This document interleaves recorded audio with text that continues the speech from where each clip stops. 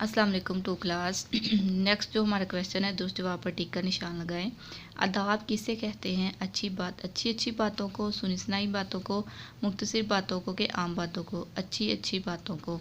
खाना खाना चाहिए बर्तन के दरमियान में से, किनारे से, जहाँ से जी चाहे, आगे से आगे से। खाना खाने से पहले और बाद में धोना चाहिए हाथों को, चेहरे को, पाँवों को, ये हाथ और पाँव को, हाथों को।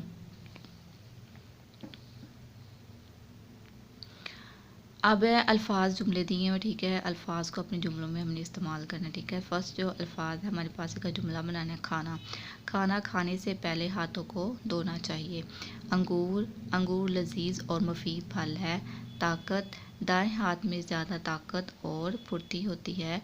साफ, साफ सुथरा शख्स बीमारी से दूर रहता है। आसानी, मैं आसानी से उसकी बनाई हुई जगह पर मैं आसानी से उसकी बताई हुई जगह पर पहुंच गया। बच्चे, आपने ये क्वेश्चन आंसर दुरुस्त जवाब पर टिक का निशान लगाया और अल्फाज जुमले अच्छे तरीके से याद करने और लिखने हैं।